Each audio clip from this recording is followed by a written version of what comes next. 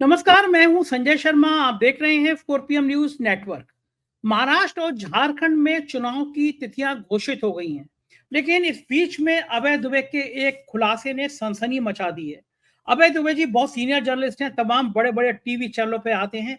आज उन्होंने कागज लेकर विश्लेषण करके तालिका बना के और कुछ खुलासों के साथ ये साबित किया है कि चुनाव आयोग झूठ बोल रहा है, कि वो बहुत पाक साफ है। उन्होंने साबित किया है कि कांग्रेस हरियाणा में 54 सीटें जीत रही थी। क्या तरह से धांधली की है चुनाव आयोग ने, क्या खेल किया है, आप अभय दुबे की बातें सुनकर हैरान रह जाएंगे। अभय दुबे जी बहुत गंभीर किस्म के पत्रकार हैं, बहुत अध्ययन करते हैं, तमाम किताबें लिखी हैं उन्होंने, बड़े बड़े टीवी चैनलों पे आते हैं, उनकी बात को हल्के में लिया नहीं जा सकता। मेरे गुजारिश है ये पूरी बातचीत सुनिएगा और समझिएगा कि चुनाव आयोग का असल में खेल क्या है, और इस खेल को रोका नहीं किया तो इसी खेल के आधार पर महाराष्ट्र और झारखंड में भाजपा जीत जाएगी। अगर इस खेल को रोकने के लिए एक बड़ी पहल नहीं की गई तो यह खेल महाराष्ट्र और झारखंड में भी लागू होगा। चुनाव जीतने से पहले चुनाव हरा दिया जाएगा। अभय दुबे जी की जो बातचीत है वो हैरान करती है, सिस्टम की पोल खोलती है। आपसे रिक्वेस्ट है ये इंटरव्यू पूरा सुनिएगा ताकि आपको समझ आए कि भाजपा चुनाव जीतने के लिए कितने बड़े बड़े षड्यंत्र कर रही है। चलते हैं अभय दुबे जी के पास। 4 PM न्यूज नेटवर्क में स्वागत है, बहुत बहुत आपका अभय दुबे जी। आज तो चुनाव आयोग ने अपनी पीठ ऐसे थपथपाई, ऐसा लगा कि हम डंडा लेके पीठ थपथपा रहे हैं अपनी। कहा कि हमसे अच्छा तो कोई दुनिया में नहीं, कोनूर हीरा भी इतना अच्छा नहीं जितना हम है। उन्होंने कहा हमारा चुनाव आयोग का नियम तो इतने मजबूत हैं, इतने पारदर्शी हैं। पेजर में बम फट गए होंगे, पेजर किसी मशीन से जुड़ा होता है, ईवीएम नहीं जुड़ी होती किसी मशीन से। अभी उनको टेक्निक नहीं पता कि जो जो नहीं टेक्निक से जुड़े होते हैं, कभी तो उनमें फीडिंग होती है, उनको जोड़ के ही तो चुनाव चिन्ह बनाए जाते हैं। जब आप चुनाव चिन्ह जोड़ेंगे तो किसी ना किसी मशीन से जोड़ेंगे ना, लेकिन वो कह रहे हैं किसी से नहीं जोड़े जा सकते। बहुत सारे सवाल हैं। मतदान प्रतिशत कैसे जादू की तरफ बढ़ता है, वो बढ़ता ही चला जाता है।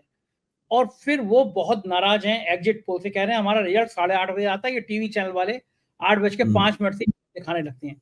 चुनाव आयोग जितनी अपनी डींगे बगा रहा है, भारत में चुनाव आयोग की इतनी धज्जियां कभी नहीं होनी, इतनी मजाक कभी नहीं हो रही। सब जान रहे हैं कि चुनाव आयोग गांधी जी के 3 बंदर की तरह है, जिसको ना दिखाई पड़ता है, ना सुनाई पड़ता है, ना वो बोल सकता है। आपका क्या मानना है, चुनाव आयोग की प्रेस कॉन्फ्रेंस आज की नौटंकी से ज्यादा नजर आई थी आपको, जब ये चुनाव आयोग की तारीख का ऐलान कर रहे थे? क्या इस चुनाव आयोग पे भरोसा बचा है देश की जनता को? देखिए, मैं ये कहूंगा संजय जी कि एक जमाना था जबकि भारत में चुनाव आयोग और भारत की चुनाव प्रक्रिया वास्तव में एक गोल्ड स्टैंडर्ड थी। गोल्ड स्टैंडर्ड शब्द मुख्य चुनाव आयुक्त राजीव कुमार ने बार बार अपनी प्रेस कॉन्फ्रेंस में इस्तेमाल किया। इसका सीधा मतलब हुआ कि भारत में चुनाव प्रक्रिया सोने की तरह खरी है, यानी ये फ्री एंड फेयर है, 100% फ्री एंड फेयर है, ये स्वतंत्र और निष्पक्ष है। इसलिए वो कह रहे हैं कि सारी दुनिया में इसकी प्रतिष्ठा है, ये सोने की तरह खरी है। एक लिहाज से उनकी बात सही है। जिस जमाने में टी.एन. शेषन थे और उसके बाद कई चुनाव आयुक्तों तक भारत में वास्तव में चुनाव प्रक्रिया सोने की तरह खरी थी। ये इतनी खरी थी कि सारी दुनिया इससे प्रभावित थी और भारत के चुनाव आयोग को जिन जिन जिन देशों में नया नया चुनावी लोकतंत्र लागू होता था, तो भारत से वो अनुरोध करते थे कि वो आके उन्हें सिखाएं कि चुनाव कैसे आयोजित किया जाता है। वास्तव में चुनाव आयोग की टीम जाती थी और वहां पर बुनियादी ट्रेनिंग देती थी कि आप इस तरह से अपने यहाँ चुनाव कराइए। जिस वक्त आपको याद होगा कि जब अमेरिका में बुश जूनियर राष्ट्रपति चुने गए थे, उसके पहले मतदान की वोटों की गिनती में एक बहुत बड़ा घपला हुआ था, क्योंकि वहां पर्चियां गिनी जाती थी वहां पर अमेरिका में। बहुत बड़ा घपला हुआ था। उस घपले के बाद तो अमेरिका के चुनाव का मजाक उड़ाया गया और उसके मुकाबले भारत के चुनाव की तस्वीर रखी गई, जो उसके मुकाबले बहुत ही भव्य और आकर्षक लगती थी। वास्तव में वो तस्वीर थी जब हम कह सकते थे कि भारत में चुनाव और चुनाव प्रक्रिया एक गोल्ड स्टैंडर्ड है, जिसपे हर भारतीय को फक्र होना चाहिए।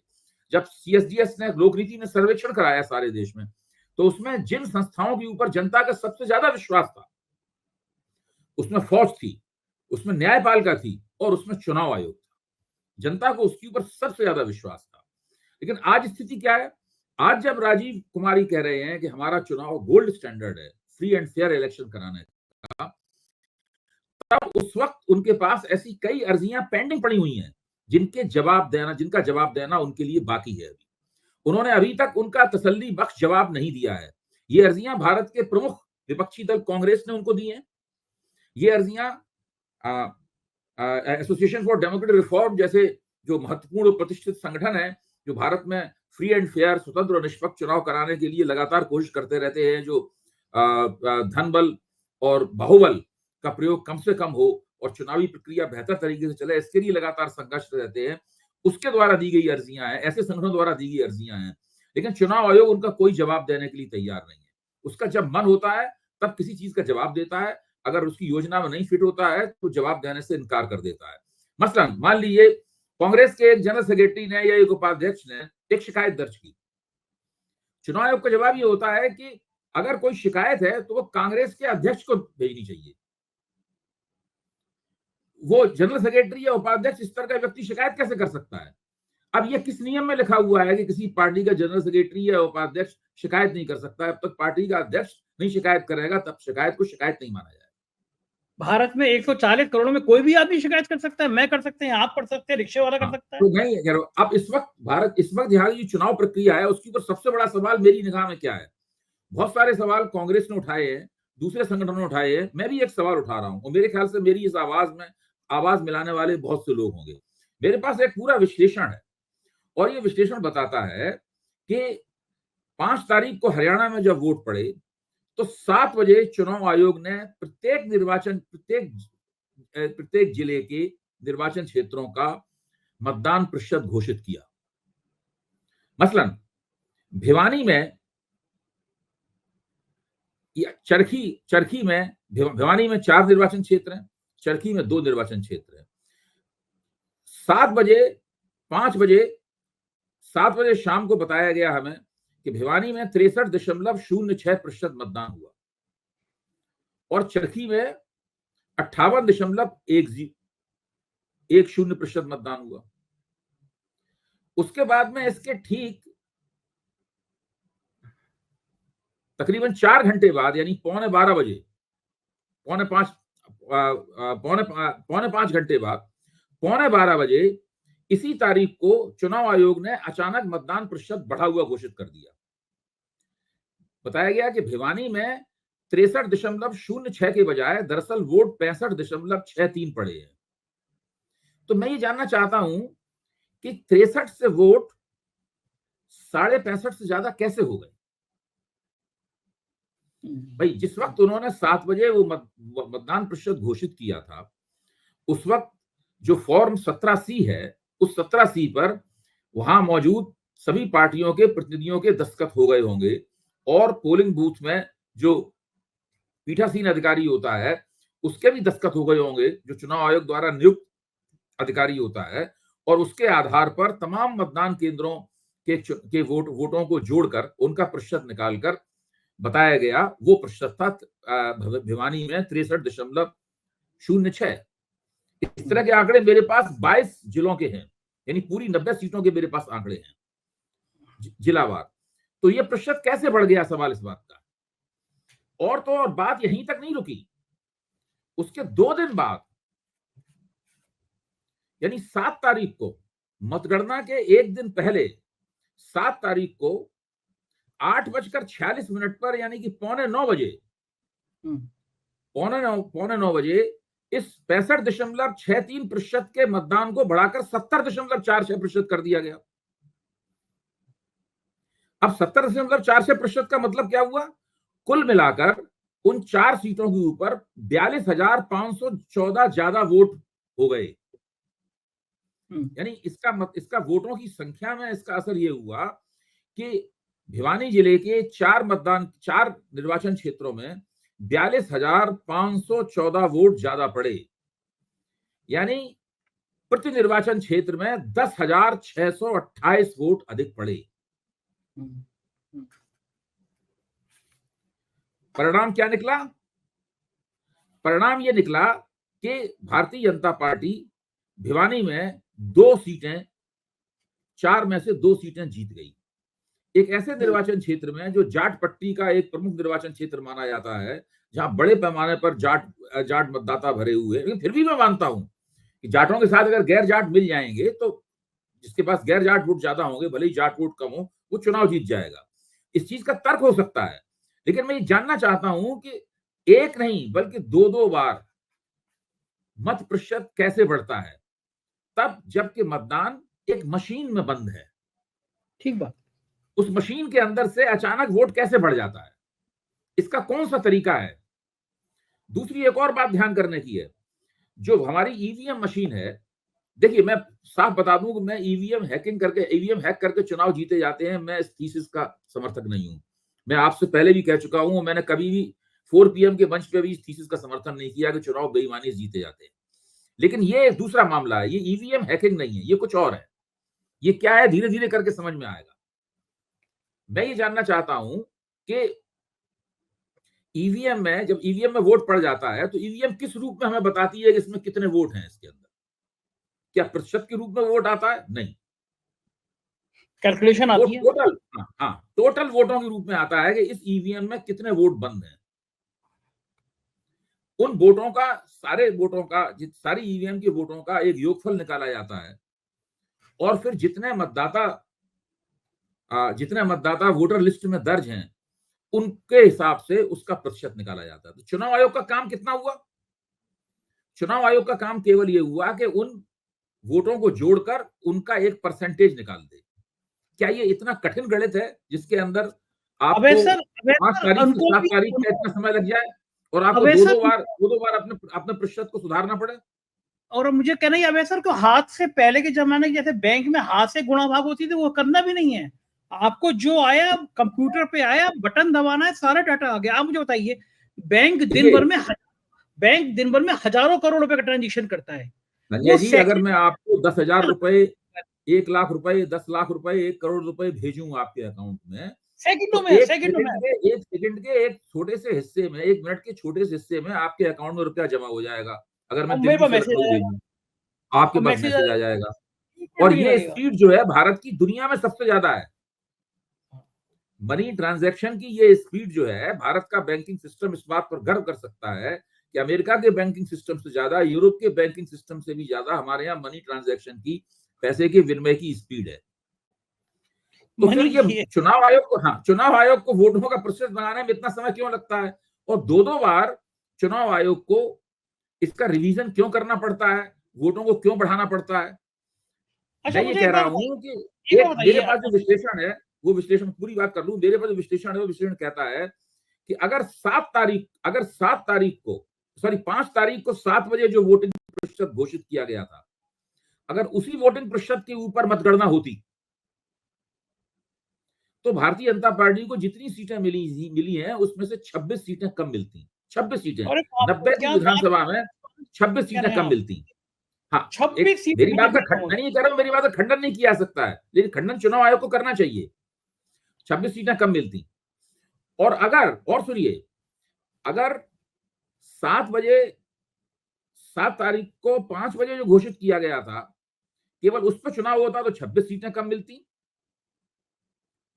और जो 11:15 बजे 5 तारीख को ही उस मतदान प्रतिशत को बढ़ाया गया, उस पर चुनाव होता तो भारतीय जनता पार्टी को 26 की बजाय केवल 17 सीटें प्राप्त होती।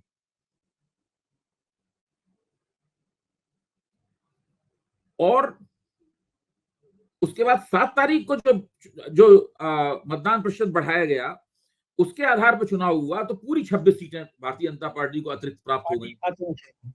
अच्छा, अब मैं ये नहीं कह रहा हूं कि मेरा जो दावा है और मेरे पास जो एक तालिका है, इस तालिका के आधार पर मैं आपके सामने ये बात पेश कर रहा हूं। ये भी विश्लेषण किया गया है, आंकड़ागत विश्लेषण है। जब चुनाव आयोग और तमाम संस्थाओं को, खासतौर से एसोसिएशन फॉर डेमोक्रेटिक रिफॉर्म को, कांग्रेस पार्टी को, यहां तक कि भारतीय जनता पार्टी को भी, इन सब लोगों को चाहिए कि इस प्रकार की जो शिकायतें हैं, इन शिकायतों के ऊपर, अगर हमारी शिकायत मनगढ़ंत है तो साबित किया जाना चाहिए कि ये शिकायत मनगढ़ंत है। बिल्कुल सही बात। मेरा तर्क ये है। मुझे तो कम से अच्छा, कम ये शिकायत मनगढ़ंत नहीं लग रही है, मुझे तो शिकायत मनगढ़ंत नहीं लग रही है।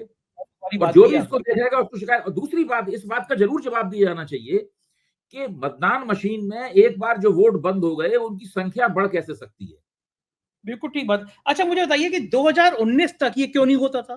तब भी तो नहीं होता ईवीएम था। थी। ये 2019 पांचवें से शुरू हुआ। शुरू में किसी की समझ में नहीं आया कि भाई ये हो क्या रहा है। बढ़ भाई कैसे रहा है ये? हाँ, बात समझते समझते देर लगती है, देरी भी समझ में नहीं आया था। तो शिकायतें वगैरह होती थी, मैं उनको सोचता था ये सब फालतू बातें हैं, चुनाव का फैसला तो राजनीतिक शक्तियों के आपसी संतुलन, गठजोड़ और किस पार्टी के पास नैरेटिव है, किस पार्टी के पास संगठन है, इससे होता है। इसके आधार, किस पार्टी के पास अच्छा नेतृत्व है, उसके आधार पे होता है। विपक्ष के खिलाफ निराशा है, सत्तारूढ़ पक्ष के प्रति उत्साह है, सत्तारूढ़ पक्ष के खिलाफ एंटी इनकम्बेंसी है, विपक्ष में उत्साह है, इसके आधार पे होता है। तो अच्छा, दूसरे इस बात में एक तर्क और दिया जाता है कि जहां भारतीय जनता पार्टी चुनाव हारती है, अगर भाजपा बेईमानी कर रही है तो ऐसा वहां पर ऐसा जो है वो क्यों नहीं होता, वहां पर वो ऐसा क्यों नहीं करती। इन चीजों का भी जवाब खोया जाना जरूरी है। अच्छा, इसमें यह भी ध्यान देने की बात है कि जिन निर्वाचन क्षेत्रों के अंदर मत प्रतिशत बढ़ता है और 2%, 3% या 5% मत प्रतिशत बढ़ता है, उसका फायदा केवल भारतीय जनता पार्टी को ही क्यों होता है? सही बात है, बिल्कुल सही बात है। भाई किसी दूसरी पार्टी को भी तो कोई फायदा होना चाहिए ना उसका। हाँ, हाँ, हाँ। तो हरियाणा का चुनाव खास तौर से इन तमाम सवालों को बड़ी प्रखरता से हम लोगों के सामने रखता है। इन सवालों को रेखांकित करके सार्वजनिक जीवन में पेश किया जाना चाहिए और चुनाव आयोग के सामने चुनौती के रूप में रखा जाना चाहिए कि भाई आप इसका जवाब दीजिए। और ये देखिए, गेंद जो है ना, पाले के दोनों तरफ है। चुनाव आयोग के पाले में भी गेंद है और विपक्ष के पाले में भी गेंद है। विपक्ष से हम अपेक्षा करते हैं कि वो इस मसले को अंत तक ले जाए। ये नहीं कि मान लो कहीं चुनाव जीत गया उसके बाद इस मसले को भूल जाए।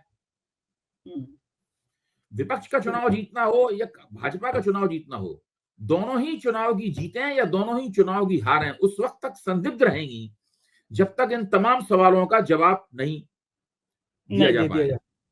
जैसे मैंने भविष्यवाणी की थी कि भाई कांग्रेस चुनाव जीत रही है। ये आज मैं इस विश्लेषण के आधार पर पूरे विश्वास के साथ कह सकता हूं कि 5 तारीख को 7 बजे तक चुनाव आयोग ने जितना मतदान प्रतिशत घोषित किया था उसमें कांग्रेस निश्चित रूप से चुनाव जीत रही थी।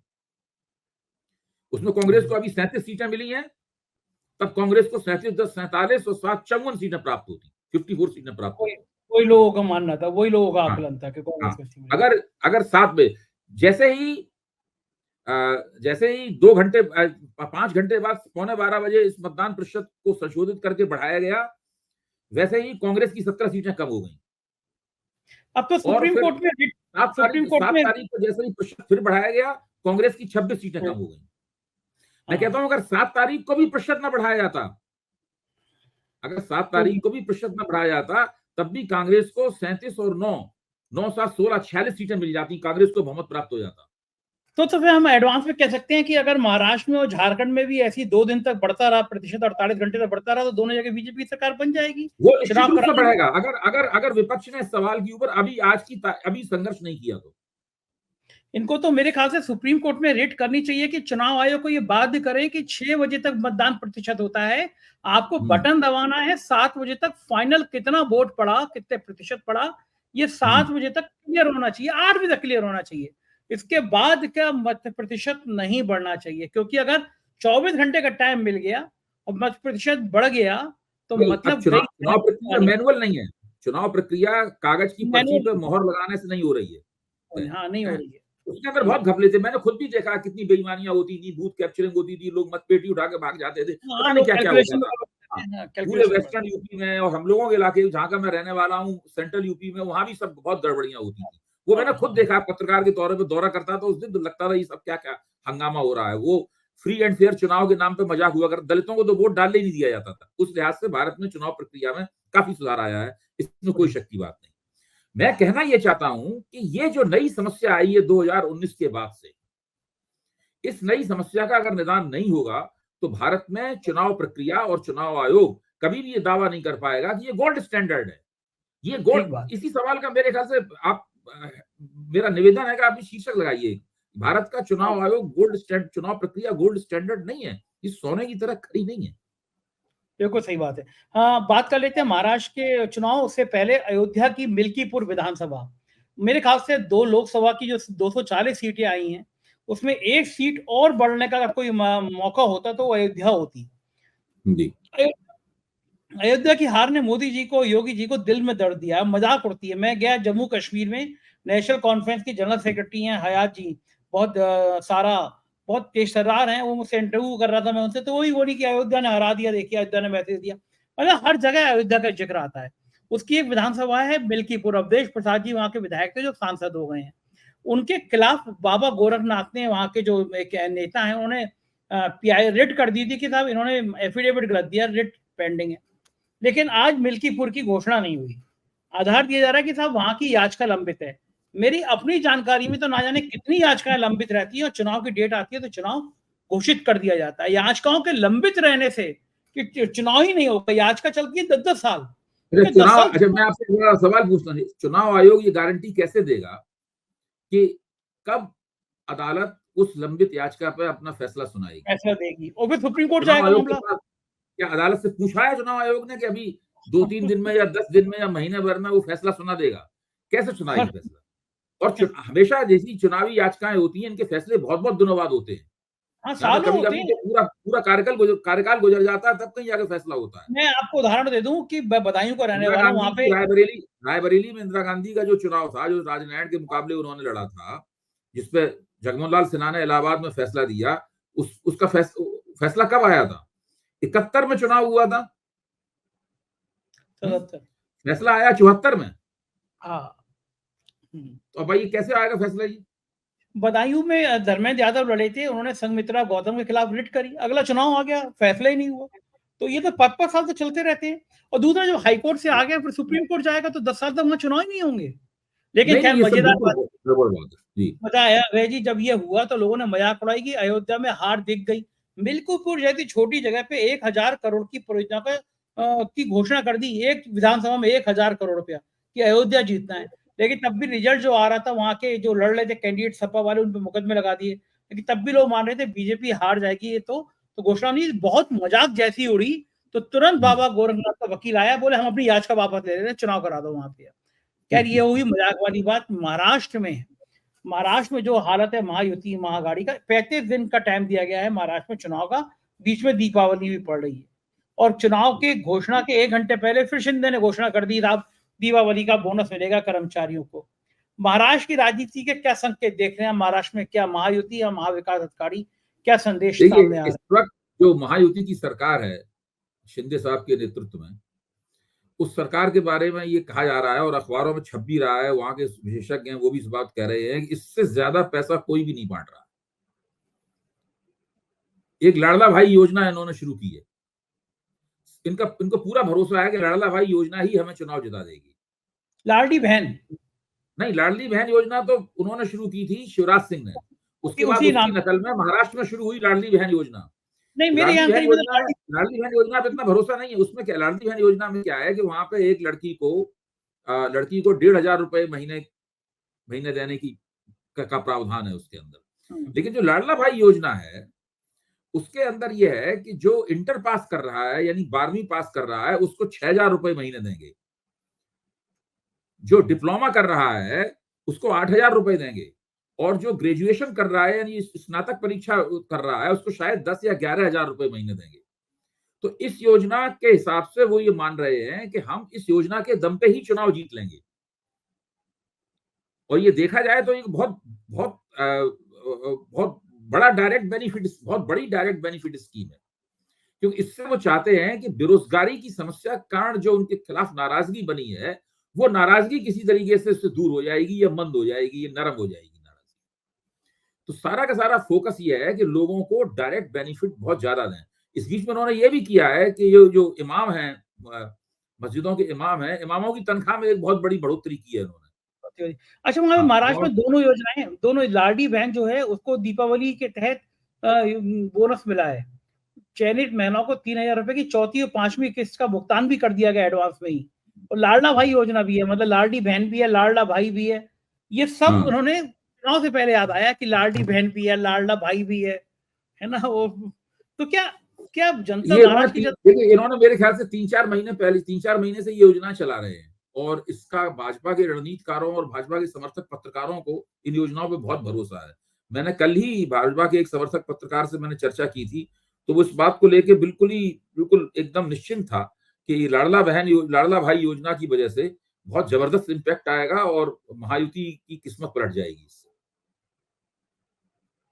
क्या लगता है आपको जनता इतनी भावुक है कि वो सिर्फ 1 देखिए, महीने अगर पहले आज की तारीख में मुझसे पूछा जाए तो मैं ये कहूंगा कि महाविकास आघाड़ी महायुति से आगे है।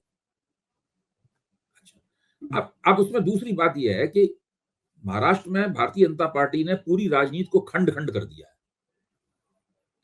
3 पार्टियों की सरकार चल रही है, 3 पार्टियों का मोर्चा उसके खिलाफ खड़ा हुआ है, और भी बहुत से छोटे छोटे दल हैं जो इधर या उधर अपनी जुगाड़बाजी में है कि हमारा इससे समझौता हो जाए, यहां से कुछ सीटें मिल जाएं, यहां से कुछ सीटें मिल जाएं। तो पूरी महाराष्ट्र की राजनीति बहुत सारे टुकड़ों में बंट गई।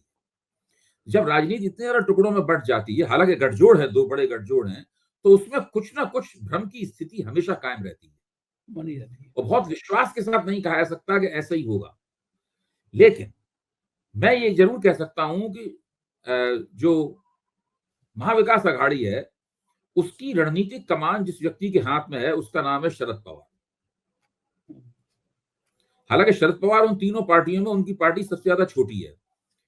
उनके बीच में चर्चा ही चल रही है कि 100 सीटों पर कांग्रेस लड़ दे, 100 सीटों पर उद्धव ठाकरे की शिवसेना लड़ दे और 88 सीटों 288 सीटें हैं महाराष्ट्र विधानसभा में और 88 सीटों के ऊपर शरद पवार की राष्ट्रवादी कांग्रेस लड़ ले, इस तरीके से बंटवारा हो। कांग्रेस 130 सीटें मांग रही है। कांग्रेस का दावा यह है कि 130 सीटों में मिलेंगे नहीं उसे 130 सीटें। मेरे ख्याल से ये ज्यादा मुझे न्यायपूर्ण लग रहा है कि उद्धव ठाकरे और कांग्रेस बराबर सीटों पर लड़े। उधर भारतीय जनता पार्टी भी महायुति में 130 सीटों की मांग कर रही है, जिसके ऊपर शिंदे की पार्टी को भी नाराजगी है और अजित पवार की पार्टी को भी नाराजगी है। तो हम लोगों को देखना होगा कि दोनों गठजोड़ों में सीटों का बंटवारा किस तरीके से होता है। लेकिन उतने से ही संतोष नहीं, उतने से ही आप पूरे निर्णय पर नहीं पहुंच सकते। उसके बाद टिकटों का बंटवारा बहुत महत्वपूर्ण है। देखिए, हरियाणा में टिकटों के बंटवारे के बाद से चुनाव बदलना शुरू हुआ था। कांग्रेस के भीतर भी और कांग्रेस के बाहर भी चुनाव बदलना शुरू हुआ था। इसी तरह हम लोगों को महाराष्ट्र में भी देखना पड़ेगा। अब महाराष्ट्र में चुनाव की सारी बागडोर कांग्रेस की हाथ में नहीं होगी, क्योंकि वहां तो 2 पार्टी सिस्टम है नहीं। वहां तो देखा जाए तो 6 पार्टी सिस्टम चल रहा है, मतलब वहां पर बहुत ही बहुदलीय नजारा है वहां पर।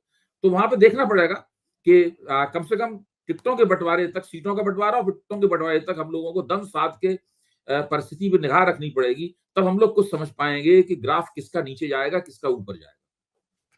बहुत बहुत शुक्रिया अभय जी, आपने समय दिया। आभार, थैंक यू। ये थे अभय दुबे जी और आपको समझ में आया होगा क्या खेल है और क्या रणनीति है। आप भी सहमत होंगे कि भाजपा डरी हुई है और डर के कारण ये खेल खेल रही है। कैसी लगी बातचीत बताइएगा जरूर। शुक्रिया, थैंक यू इस बातचीत को सुनने के लिए।